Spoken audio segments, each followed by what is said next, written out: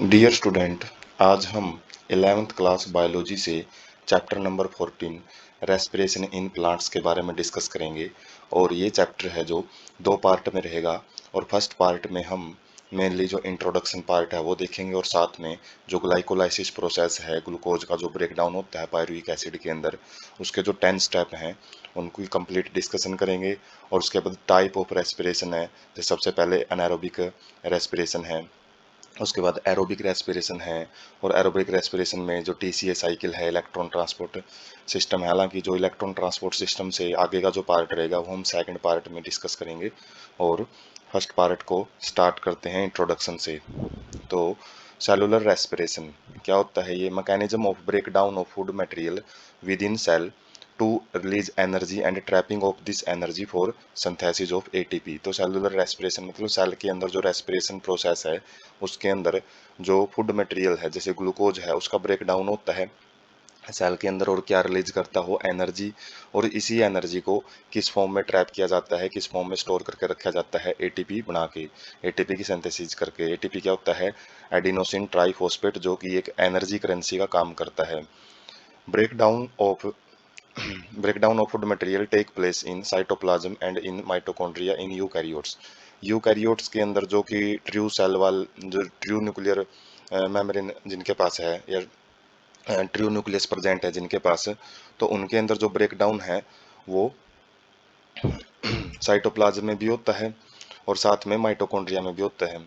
आदि जो प्रोसेस है जैसे ग्लाइकोलाइसिस साइटोप्लाज्म में होती हैं, जबकि माइटोकॉन्ड्रिया में आगे की जो प्रोसेस रहेगी ईटीएस सिस्टम वगैरह है, एटीपी सिंथेसिस है, वो रहता है माइटोकॉन्ड्रिया में, यूकैरियोट्स में। और जबकि प्रोकैरियोट्स में माइटोकॉन्ड्रिया होती नहीं है, तो ज़्यादातर जो ब्रेकडाउन है वो साइटोप्लाज्म में ही होता है। Breaking of carbon carbon bond through oxidation leading to release of considerable amount of energy. तो जो कार्बन कार्बन बॉन्ड होते हैं ग्लूकोज के अंदर उनको ब्रेक किया जाता है किसके द्वारा? ऑक्सीडेशन प्रोसेस के द्वारा। और ऑक्सीडेशन प्रोसेस करके इसे CO2 में इसको कन्वर्ट कर दिया जाता है, ऑक्सीजन का एडिशन किया जाता है। और जिससे क्या होता है?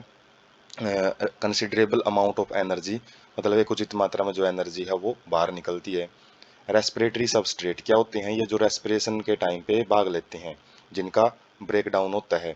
तो compound that are oxidise during the respiration, वो कंपाउंड होते हैं जो रेस्पिरेशन के टाइम पे जिसका ऑक्सीडेशन होता है, जैसे ग्लूकोज वगैरह हो गया। Usually carbohydrate are oxidise to release energy but protein fat even organic acid can be used. तो सेकंड पार्ट में हम देखेंगे कि एम्फीबोलिक पाथवे होता है, उसके अंदर हम देखेंगे सारे जो प्रोटीन है, फैट है और जो ऑर्गेनिक एसिड होते हैं उनका भी ब्रेक डाउन होता है। वैसे ग्लूकोज का तो होता ही है, ग्लूकोज तो मेन रेस्पिरेटरी सबस्ट्रेट का काम करता है ये बॉडी में। लेकिन ज़रूरत पड़ने पर जो प्रोटीन है, अमाइनो एसिड है, इनके जो बिल्डिंग ब्लॉक्स होते हैं, फैट हैं, फैट के अंदर जो ग्लिसराइड, मोनोग्लिसराइड वगैरह होते हैं, फैटी एसिड, उनका भी ब्रेक डाउन हम करते हैं। All energy contained in respiratory substrate released in A series of slow step wise reaction controlled by enzymes. तो जो जितनी भी एनर्जी है रेस्पिरेटरी सबस्ट्रेट में, वो सारी एनर्जी को रिलीज किया जाता है किसके अंदर? अलग अलग एक स्टेप टू स्टेप काफ़ी सारी रिएक्शंस होती हैं, और उन रिएक्शंस को अलग अलग एंजाइम है वो कंट्रोल करते हैं। And trapped as a chemical energy in form of ATP, और जो ये एनर्जी रिलीज होती है तो इसको एटीपी के फॉर्म में ट्रैप कर लिया जाता है, स्टोर कर लिया जाता है। Which act as energy currency, और ये एटीपी ही एनर्जी करेंसी का मतलब है। जैसे हम अपनी जो भी खेत की पैदावार होती है उसको मार्केट में बेच के आते हैं, तो उससे जो पैसा मिलता है तो पैसे से ही हम फिर घर के जो भी अलग अलग ज़रूरतें हैं वो पूरा करते हैं। इसी प्रकार से हमारे शरीर में जो भी हम खाना खाते हैं तो उसको एक बार तो एटीपी में, मतलब एटीपी पैसे टाइप में बदल दिया जाता है, और जो भी जहाँ जहाँ पे भी जरूरत है एनर्जी की तो उसको वहाँ पे एटीपी से ही पूरा किया जाता है।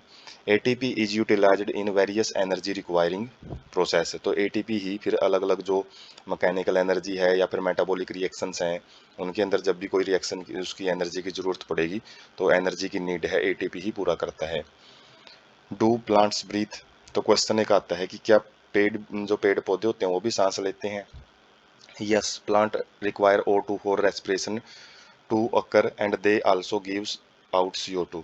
तो जैसे हम फोटोसिंथेसिस हमने पढ़ा है पिछले चैप्टर के अंदर, तो उसमें देखा है कि जो प्लांट है फोटोसिंथेसिस में O2 रिलीज करते हैं, CO2 को एक्सेप्ट करते हैं, और रेस्पिरेशन में हम पढ़ते हैं प्रोसेस उल्टी होती है जस्ट। तो इसे क्वेश्चन आता है कि क्या प्लांट भी सांस लेते हैं? प्लांट भी CO2 रिलीज करते हैं? तो ये जरूर रिलीज करते हैं। और रेस्पिरेशन सब में पाया जाता है, प्लांट्स हो चाहे एनिमल्स हो, प्रोसेस सिमिलर रहती है लगभग। Unlike animals have no specialised organ for gaseous exchange, हालांकि प्लांट के पास कोई स्पेशल ऑर्गन नहीं होते, जैसे एनिमल्स के पास जो लंग्स होते हैं, गिल्स होते हैं, और लेकिन प्लांट्स के पास तो स्टोमेटा, लेंटिकल्स, लेंटिकल्स क्या होते हैं, ये भी पोर होते हैं जो कि स्टेम के ऊपर प्रेजेंट होते हैं, इनका भी गैसियस एक्सचेंज का ही काम होता है, तो उनके द्वारा ये सांस लेते हैं। Several reason why plant are without respiratory organ, पूछ लिया जाता है कई बार क्वेश्चन कि क्यों प्लांट्स को रेस्पिरेटरी ऑर्गन्स की जरूरत नहीं पड़ती। Each plant part takes care of its own gas exchange and very little transport of gas from one plant part to the another. तो जो प्लांट है वो ज़्यादातर वैसे लोकोमोशन भी नहीं करते हैं, उनके अंदर ज़्यादा एक्टिविटी होती है, जो फास्ट फास्ट भी नहीं होती, स्लो एक्टिविटी होती हैं, जिसकी वजह से उनको बहुत ही कम मात्रा में गैस एक्सचेंज की ज़रूरत पड़ती है और बहुत ही कम मात्रा में वो गैस को ट्रांसपोर्ट करते हैं अपने अंदर, तो जिसकी वजह से उनकी नीड है जो गैसियस एक्सचेंज की वो बहुत कम होती है। Plant do not present great demand of gas exchange, root stem leaves respire at a rates far lower than animal do. तो वही बात आ गई, जो रूट स्टेम वगैरह होते हैं, लीव्स, उनको इतनी ज़्यादा सांस लेने की ज़रूरत नहीं पड़ती, क्योंकि एनर्जी उनके उनके अंदर जो मेटाबॉलिक रिएक्शन होती हैं वो बहुत आराम आराम से स्लो स्टेप में होती हैं, जबकि एनिमल हैं बड़े एक्टिव होते हैं, और ज़्यादा एक्टिव रहेंगे तो एनर्जी की डिमांड भी ज़्यादा रहेगी, और जिसकी वजह से उनको गैसेस एक्सचेंज ज़्यादा करना पड़ता है।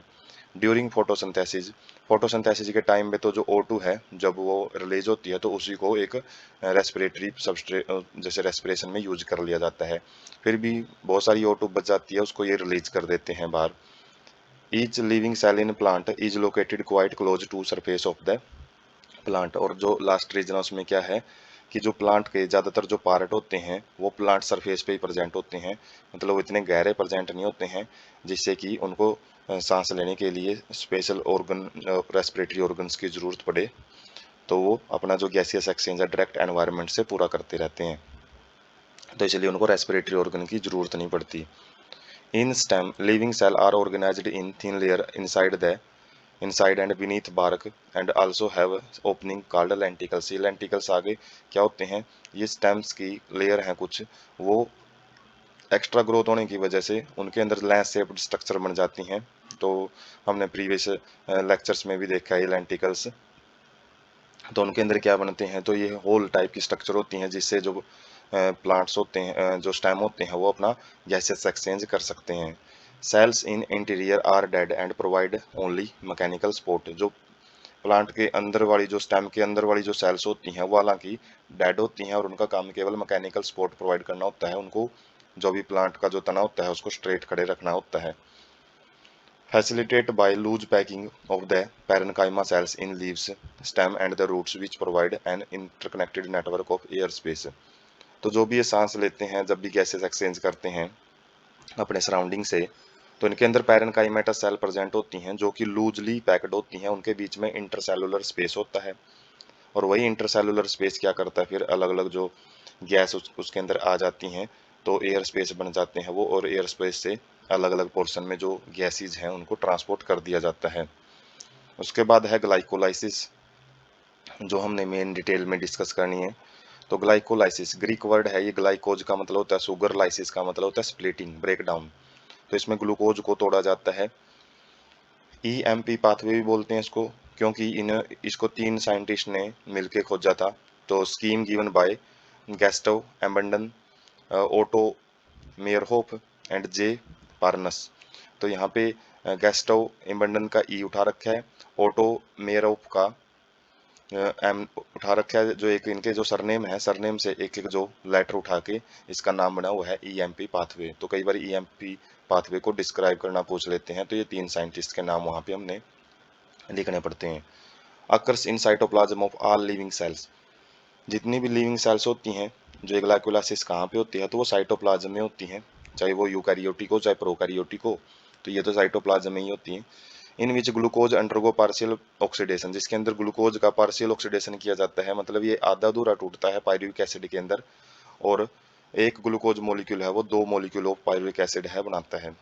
In plants sucrose converted into glucose and fructose, जैसे सुक्रोज को स्टोर किया जाता है प्लांट्स में, तो वो सुक्रोज को तोड़ा जाता है किसके द्वारा, एक इन्वर्टेज एंजाइम होता है, और इन्वर्टेज में जब सुक्रोज इन्वर्टेज एंजाइम सुक्रोज को ग्लूकोज और फ्रक्टोज में तोड़ता है, तो ये मॉलिक्यूल हैं फिर आगे ग्लाइकोलाइटिक पाथवे है, जो भी ग्लाइकोलाइसिस के अलग अलग स्टेप होते हैं, मैकेनिज्म होते हैं, उनके अंदर ये पार्टिसिपेट करते हैं। मैकेनिज्म ऑफ ग्लाइकोलाइसिस, तो अब हम डिटेल से मैकेनिज्म देखेंगे कैसे होती है glycolysis. Glucose and fructose are phosphorylated to give rise to the glucose 6 phosphate by the activity of enzyme hexokinase.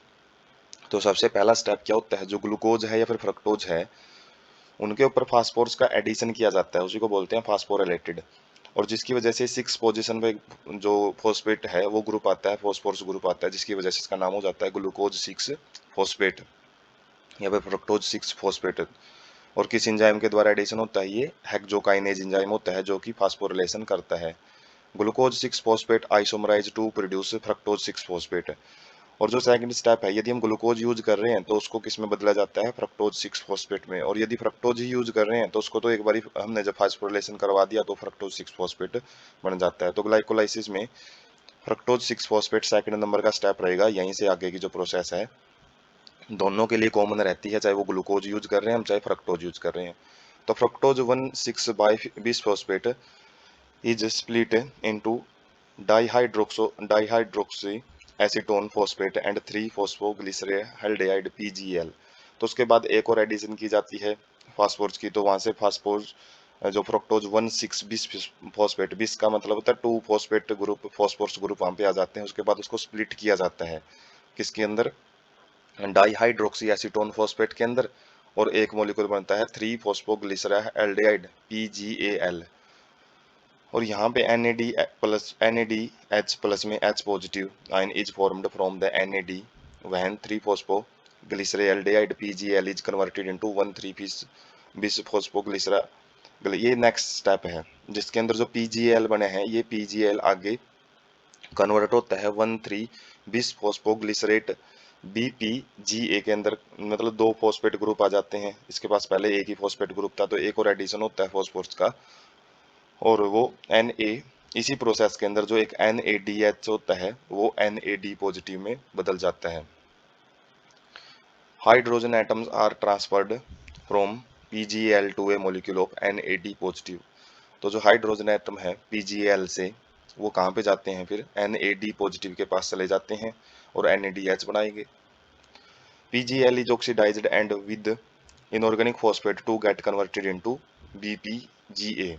तो जो PgL है ऊपर देखा था हमने, ये ऑक्सीडाइज होता है और इसके ऊपर एक इनऑर्गेनिक फॉस्फेट आके ही ये किस में कन्वर्ट होता है, BPGA। तो ये अलग अलग स्टेप होते हैं, 10 स्टेप में रिएक्शन होती है। हम इसका पिक भी स्लाइड में भी देखेंगे, अगले नेक्स्ट स्लाइड में किस तरीके से स्टेप होते हैं एक के बाद एक, तो वहां से ज्यादा क्लियरिटी आएगी। तो यहाँ पे हम थोड़ा सा एक इसका इंट्रोडक्टिव पार्ट ही देख रहे हैं, अलग अलग स्टेप टू स्टेप।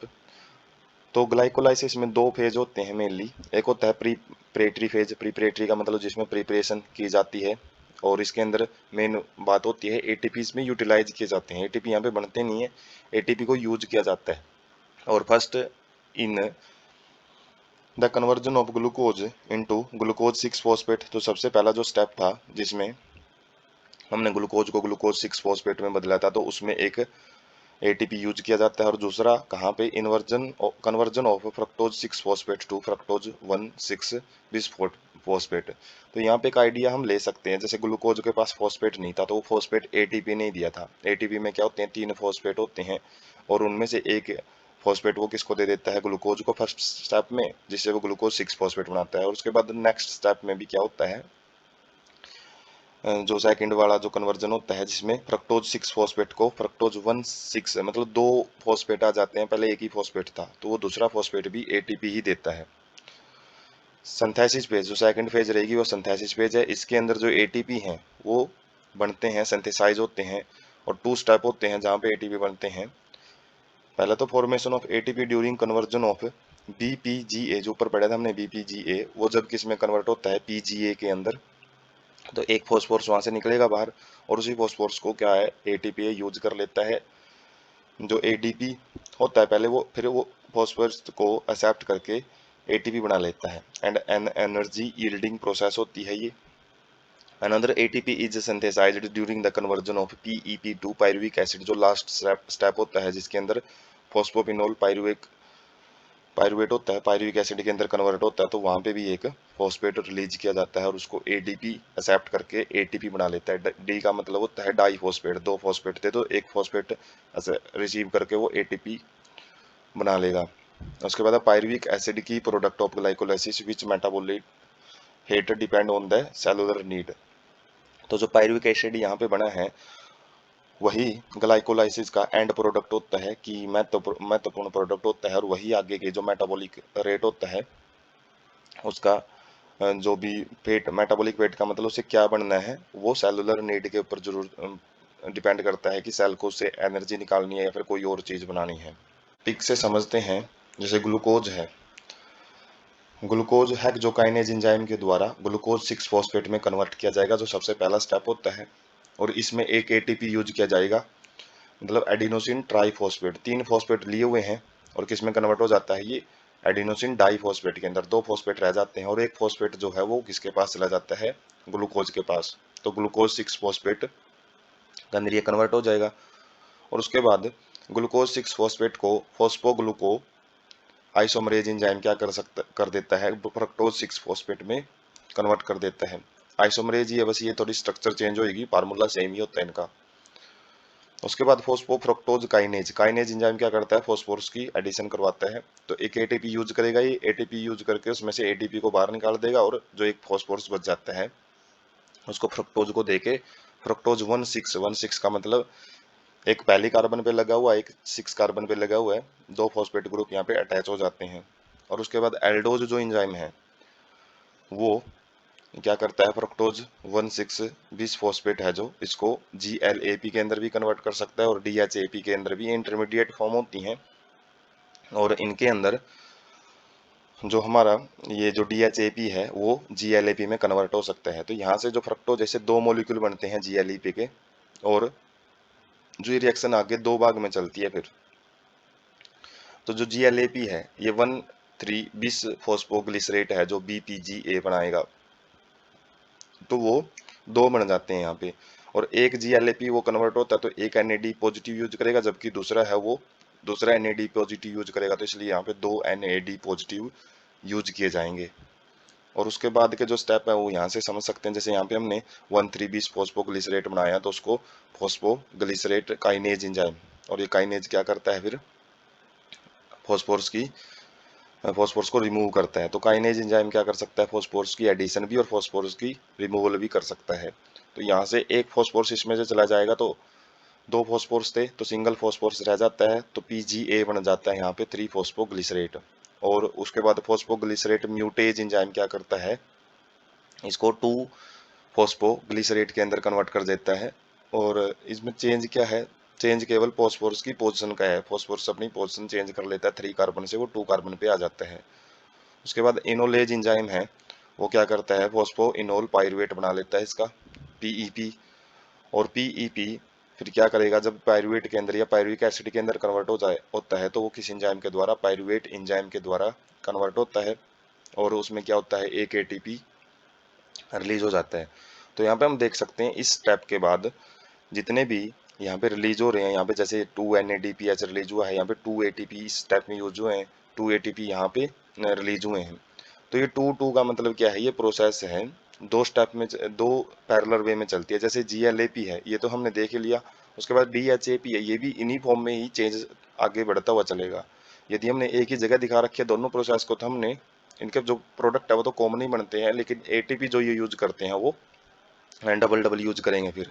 और यहाँ पे हम देख सकते हैं यदि टोटल ग्लूकोज जो ग्लाइकोलाइसिस में आपसे ATP गेन या लूज पूछ ले कितने ATP गेन किए जा रहे हैं नेट, तो यहाँ पे जो यूज किए गए हैं शुरुआत में तो वो 2 ATP हैं, और जो रिलीज किए गए हैं वो कितने हैं, 2 तो यहाँ पे हैं और 2 यहाँ पे 4 हैं। तो टोटल ATP कितने बने हैं हमारे, वो 2 बनेंगे यहाँ पे। Total net gain of ATP pyruvic acid के अंदर पूछ लिया जाता है, इसमें ग्लाइकोलाइसिस में पूछ लिया जाता है, तो 2 ATP बनते हैं। और जबकि NADH हैं कितने बनते हैं, वो भी 2 NADH हैं, वो ग्लाइकोलाइसिस प्रोसेस में बनते हैं। उसके बाद है फर्मेंटेशन। फर्मेंटेशन क्या होता है, टाइप आ जाता है अभी रेस्पिरेशन का, एनारोबिक रेस्पिरेशन होती है ये। Incomplete oxidation of glucose is achieved under the anaerobic condition. तो यहाँ पे जो एयर है वो प्रेजेंट नहीं है, ऑक्सीजन प्रेजेंट नहीं है, और जब ऑक्सीजन प्रेजेंट नहीं होगी तो ग्लूकोज का एनारोबिक रेस्पिरेशन होता है, उसी को हम फर्मेंटेशन बोलते हैं। By two set of reaction, दो स्टेप की रिएक्शन हो सकती हैं, दो टाइप की रिएक्शन हो सकती हैं। तो एल्कोहलिक फर्मेंटेशन, जिसके अंदर क्या होता है, पायरुविक एसिड को CO2 और इथेनॉल में कन्वर्ट किया जाता है। By pyruvic acid decarboxylase and alcohol dehydrogenase, ये दो एंजाइम इसमें काम करते हैं, जिसके अंदर अल्कोहल बन जाता है। जो यीस्ट के द्वारा जो अल्कोहल बनाया जाता है, तो वो इसी प्रोसेस के द्वारा बनाया जाता है। उसके बाद लैक्टिक एसिड फर्मेंटेशन, और लैक्टिक एसिड फर्मेंटेशन है, ये आपको कहाँ पे देखने को मिलेगा, जो हमारी मसल्स हैं, other organism like other bacteria produce lactic acid from the pyruvic acid. तो कुछ बैक्टीरिया भी होते हैं जो कि लैक्टिक एसिड बनाते हैं पायरुविक एसिड से। और जबकि एनिमल के अंदर भी जब मसल्स ज़्यादा एक्सरसाइज करती हैं तो जो पायरुविक एसिड है वो लैक्टिक एसिड में कन्वर्ट हो जाता है, किसके द्वारा, लैक्टेट डिहाइड्रोजिनेज एंजाइम के द्वारा। और कई बार पूछ लेते हैं कि जब हम विग्रस एक्सरसाइज करते हैं, बहुत तेज एक्सरसाइज करते हैं, तो हमारा थकने का कारण क्या होता है, हम थक क्यों जाते हैं, क्योंकि हमारे मसल्स में जो ये लैक्टिक एसिड है ये एक्यूमुलेट, ये होना स्टार्ट हो जाता है, जो एक टॉक्सिक सब्सटेंस का काम करता है। और हम जब थोड़ा रेस्ट करते हैं तो इस लैक्टिक एसिड को वहां से फिर लीवर के पास भेज दिया जाता है, जो उसको वापस जो पायरुवेट वगैरह पायरुविक एसिड वगैरह है उसके अंदर, मतलब उसके अंदर कन्वर्ट कर देता है, जिससे जितना कम होता रहेगा उतना ही हमको आराम मिलता रहेगा। तो reducing agent is NAD plus H positive. तो यहाँ पे जो रिड्यूसिंग एजेंट का काम करता है वो NADH प्लस में NH पॉजिटिव, ये एक सब्सटेंस है, which is deoxidised to NAD positive in both process. तो दोनों की दोनों प्रोसेस हैं, इनको हम 10 स्लाइड में भी देखेंगे, जहाँ पे NADH प्लस में H पॉजिटिव यूज किया जाता है और उसको किस में कन्वर्ट किया जाता है, NAD पॉजिटिव में, क्योंकि जो जितने भी हाइड्रोजन है वो ये रिलीज कर देता है। In both lactic acid and alcoholic fermentation not much energy is release, यहाँ पे ज़्यादा एनर्जी रिलीज नहीं होगी, less than 7% of energy is in glucose is released. तो यहाँ पे केवल 7% ही एनर्जी है वो रिलीज होती है केवल। प्रोसेस आर हैजर्ड्स, ये प्रोसेस भी क्या होते हैं, नुकसानदायक होते हैं। आइदर एसिड और अल्कोहल इज प्रोड्यूस्ड, क्योंकि इसमें जो एक एसिड है और जो अल्कोहल है ये प्रोड्यूस होते हैं, ये टॉक्सिक सब्सटेंस का काम करते हैं। Yeast poisons themselves to death when concentration of alcohol reaches about 13%। और यीस्ट ही क्या करते हैं, ये जो अल्कोहलिक फर्मेंटेशन है वो करवाते हैं, और जब अल्कोहल ये बनाना शुरू करेंगे तो यदि अल्कोहल की कंसंट्रेशन 13% से ज़्यादा चली जाती है तो ये खुद यीस्ट को ही मारना शुरू कर देता है। तो अल्कोहलिक बेवरेजेज हैं वो ज़्यादा कंसंट्रेशन के कैसे तैयार कर लिए जाते हैं, तो alcoholic beverages maximum concentration of alcohol in beverages naturally fermented, उसमें फर्मेंटेशन प्रोसेस से ही तैयार किए जाते हैं। और greater than this concentration are obtained by fractional distillation. तो जो फ्रैक्शनल डिस्टिलेशन है उसके अंदर क्या किया जाता है, अल्कोहल को वाटर से अलग कर दिया जाता है, जिससे हम प्योर अल्कोहल है वो प्राप्त करते हैं। तो उसके अंदर कंसंट्रेशन है उसको बढ़ाने का काम ईस्ट का नहीं है, ईस्ट तो 13% पे ही डेड हो जाती हैं, तो 13% से हाइयर कंसंट्रेशन जब बनाई जाती हैं तो फ्रैक्शनल डिस्टिलेशन प्रोसेस यूज की जाती है, जो कि ऑर्गेनिक केमिस्ट्री में पढ़ी जाती है और जो 9th क्लास से शुरू हो जाती है, जिसके अंदर बॉइलिंग पॉइंट का जो डिफरेंस है वो 25 डिग्री सेल्सियस से कम होता है, तो उस केस में हम इस प्रोसेस को यूज करते हैं, मतलब 25 डिग्री सेल्सियस का डिफरेंस होना चाहिए इनके बीच में। तो उनके लिए हम, और नॉर्मल डिस्टिलेशन है वो सिंपल बस एक जो जिसमें ज़्यादा 25 डिग्री सेल्सियस से ज़्यादा का डिफरेंस होता है, तो उसमें हम क्या करते हैं, अलग अलग दो सॉल्यूशन लेते हैं फ्लास्क में, उनको उबाल देते हैं, और एक सॉल्यूशन को जब वो पहले उड़ जाता है जिसका बॉइलिंग पॉइंट कम है तो उसको दूसरे बर्तन में प्राप्त कर लेते हैं, वो डिस्टिलेशन होता है। फ्रैक्शनल डिस्टिलेशन में फ्रैक्शनल कॉलम लगे होते हैं।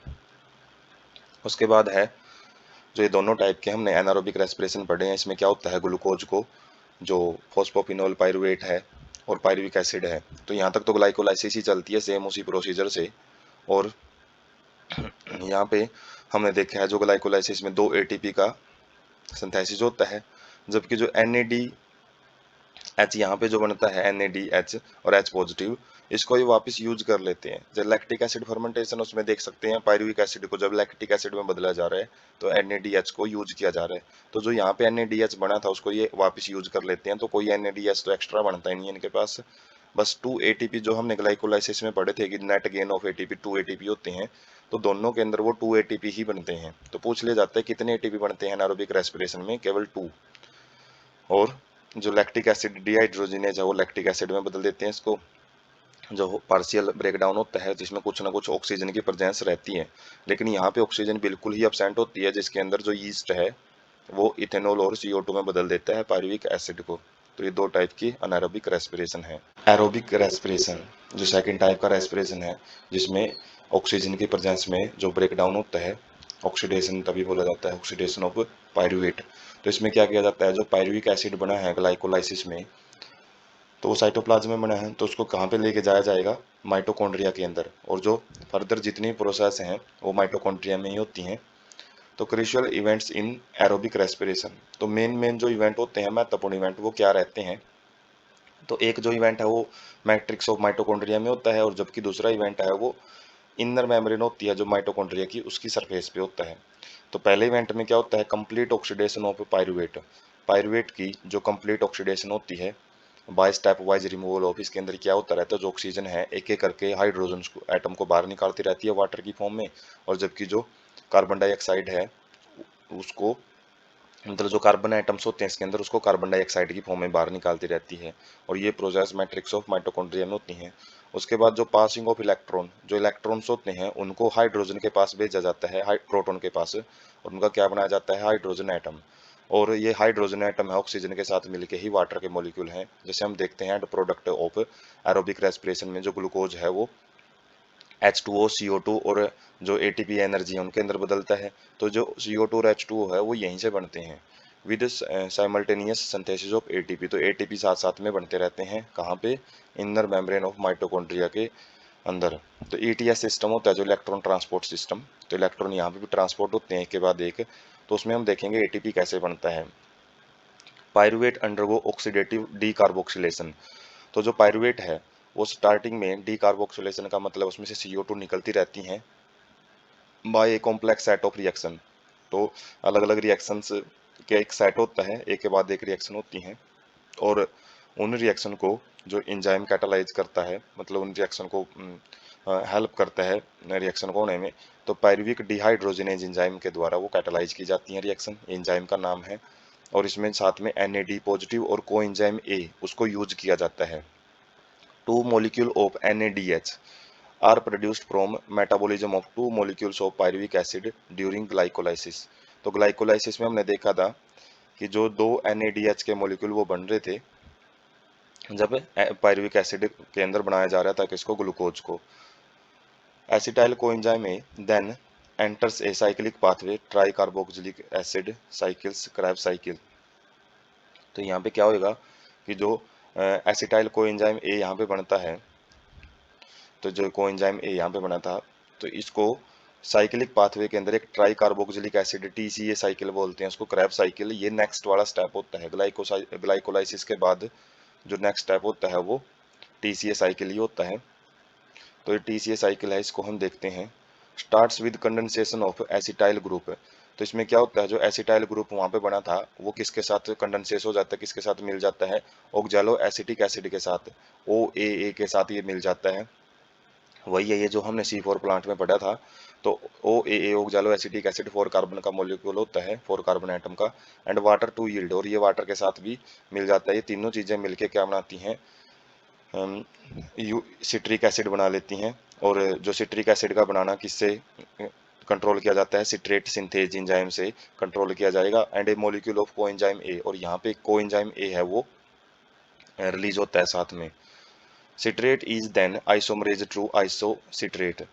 तो जो सिट्रेट यहाँ पे बना है उसको आइसोमरेज का मतलब अलग एक आइसोमरेज एंजाइम होता है जो उसको स्ट्रक्चर उसकी चेंज कर देता है। फॉर्मूला उसका सेम रहता है, कोई भी एडिशन रिमूवल नहीं होता किसी भी एटम का, उसकी स्ट्रक्चर चेंज कर देगा बस।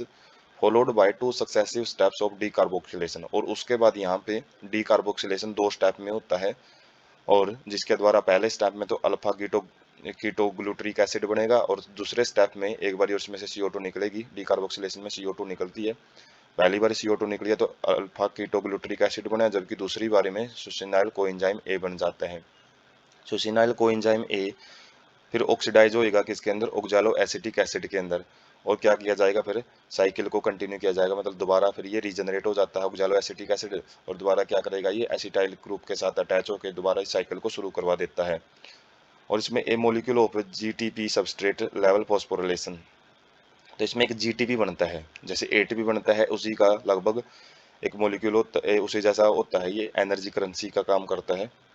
तो सबस्ट्रेट लेवल फॉस्फोरिलेशन पे जीटीपी का मॉलिक्यूल बनेगा, और इन कपल्ड रिएक्शन में क्या किया जाता है, इस जीटीपी को जीटीपी में कन्वर्ट कर दिया जाता है। और जबकि ये जो फॉस्फोरस है उसको कौन एक्सेप्ट कर लेता है, जो एक फॉस्फोरस इसमें से निकलेगा, मतलब जी का मतलब होता है ग्वाइनोसिन ट्राइफॉस्फेट, जैसे एडेनोसिन होता है तो ये ग्वाइनोसिन ट्राइफॉस्फेट होता है। और इसमें से जब ये जीटीपी बनाएगा ग्वाइनोसिन डाइफॉस्फेट, तो एक फॉस्फोरस जो रिलीज हुआ इसमें से उसको एडीपी एक्सेप्ट करके एटीपी में कन्वर्ट हो जाता है। तो वैसे तो फाइनल फॉर्म तो एटीपी रहती है एनर्जी करेंसी की, तो अलग अलग फॉर्म उसकी जो एक टाइप की हम बोल सकते हैं आइसोमेरिक फॉर्म होती हैं जो उसी जैसा काम करती हैं, तो उनको हम कन्वर्ट कर लेते हैं मेन एटीपी के अंदर। NAD positive is reduce to NADH plus H positive at the 3 points of cycle. Cycle जब हम देखेंगे उसमें देखेंगे 3 जगह ऐसी हैं जहाँ पे NAD को NADH के अंदर कन्वर्ट किया जा रहा है। ये NADH क्या है, ये भी एक एनर्जी करेंसी होती है, थोड़ी बड़ी करेंसी होती है, जैसे एक NADH में से 3 ATP के मॉलिक्यूल निकलते हैं। और FAD positive is reduce to FADH2, ये भी एक एनर्जी करेंसी होती है। और ETS सिस्टम के अंदर इनको ATP में बदला जाता है, और FADH2 में से एक FADH2 में मॉलिक्यूल में से 2 जो ATP के मॉलिक्यूल है वो निकलते हैं। तो एक पॉइंट ऐसा होता है TCA साइकिल में जहाँ पे FADH2 बनता है, और जबकि 3 ऐसे पॉइंट होते हैं जहाँ पे NADH बनता है। Continuation of TCA cycle requires, यदि हमको TCA साइकिल लगातार चलाए रखना है तो उसमें क्या करना पड़ेगा, continued replacement of oxalo acetic acid, मतलब जो ये OAA है इसको बार बार रीजनरेट करना पड़ेगा ताकि ये साइकिल को दोबारा स्टार्ट करवाता रहे। और regeneration of NAD positive and FAD positive from NADH and FADH2, तो साथ में क्या करना पड़ेगा, जो ये NADH और FADH2 बन रही है एनर्जी करेंसी, इनसे दोबारा से हमने NAD पॉजिटिव और FADH इनको दोबारा बनाना पड़ेगा, क्योंकि ये रिएक्शन के अंदर बार बार यूटिलाइज होते जा रहे हैं। तो हम जो एक डिटेल्ड पिक है उसमें इसका समझ सकते हैं, जैसे पायरुवेट आया था पायरुविक एसिड, तो उसको एसिटाइल को एंजाइम ए में बदला जाता है पायरुवेट डिहाइड्रोजनेज एंजाइम के द्वारा। तो जिसके अंदर जो COA है, कोएंजाइम ए है, वो CO2 इसमें से बाहर निकल जाती है, और साथ में NADH प्लस में H पॉजिटिव वो बाहर निकलता है, तो एक NADH यहाँ पे भी बन रहे हैं। तो जब हम लास्ट में एक बैलेंस शीट तैयार करेंगे वह कितने ATP बनते हैं टोटल, जो एक ग्लूकोज का मॉलिक्यूल जब टोटली ब्रेक डाउन हो जाता है तो उसमें ये काम आएगा। तो यहाँ पे जो एसिटाइल कोएंजाइम ए बन जाता है तो ये TCA से बाहर का स्टेप है। TCA से मतलब पहले एसिटाइल कोएंजाइम ए वो बन जाता है, और इनकी स्ट्रक्चर है और साथ साथ में दी गई है। तो एसिटाइल कोएंजाइम ए वो कैसा रहता है, और इसमें CH3CO O और COA मतलब कोएंजाइम ए अलग से लगा होता है, इसको एसिटाइल कोएंजाइम ए बोलते हैं। और ये एसिटाइल कोएंजाइम फिर सिट्रिक एसिड साइकिल में एंटर करेगा, और ये किसके साथ, ऑक्सैलो एसिटिक एसिड OAA के साथ मिलके, और साथ में एक वाटर का मॉलिक्यूल है उनके साथ मिलके सिट्रेट बनाता है। सिट्रेट फिर क्या करेगा, एक्टोनिट एकोनिटेट के अंदर कन्वर्ट होता है, वाटर मॉलिक्यूल इसमें से बाहर निकल जाता है। और जो ये साथ साथ में स्ट्रक्चर दी गई है सिट्रेट की स्ट्रक्चर का होता है, ये इतनी याद रखने की जरूरत नहीं है, मेन हमने इनके मॉलिक्यूल्स के नाम याद रखने और इनके एंजाइम यदि याद रखना चाहो तो याद रख सकते हैं। उसके बाद सिस एक्टोनिटेज निटेट के अंदर कन्वर्ट किया जाता है सिट्रेट को, उसके बाद डीआइसोसिट्रेट बनाया जाता है एक्टोनिटेज एंजाइम के द्वारा, और वाटर का मॉलिक्यूल दोबारा से ऐड किया जाता है इसमें। उसके बाद यहाँ पे देख सकते हैं हम NADH बन रहा है एक, जो डीआइसो सिट्रेट है, डी कार्बोक्सिलेशन यहाँ पे होती है, तो अल्फा कीटोग्लूट्रेट बनेगा, और उसके बाद एक बारी और डी कार्बोक्सिलेशन होगी, तो उसके बाद क्या होगा, सोसिनाइल कोएंजाइम ए। तो CO2 यहाँ पे निकल रहा है, एक CO2 यहाँ पे निकल रहा है, और मेन प्रोसेस बात क्या है यहाँ पे, NADH बन रहा है दोनों स्टेप में। तो 2 बार तो NADH यहाँ पे बन जाते हैं, और उसके बाद एक NADH आप यहाँ पे देख सकते हैं लास्ट वाले स्टेप में जहाँ पे रीजनरेशन की जाती है ऑक्सैलो एसिटिक एसिड की, तो वहाँ पे बन रहा है। तो 3 NADH हमने यही देखना है कहाँ कहाँ पे बने रहे हैं। उसके बाद ये जो सोसेनाइल कोएंजाइम ए है, ये क्या करेगा, जीटीपी को लेके किसके अंदर कन्वर्ट कर देगा, उसको जीटीपी के अंदर। और ये जीटीपी क्या है, एक एनर्जी करेंसी का ही काम करता है, जिसको बाद में एटीपी में कन्वर्ट कर लिया जाता है। और सोशिनाल को एंजाइम ए सिंथेसेज एंजाइम क्या करता है, सोशिनेट को बना लेता है यहाँ पे, मतलब सोशिनाल को एंजाइम ए से सोशिनेट बन जाता है।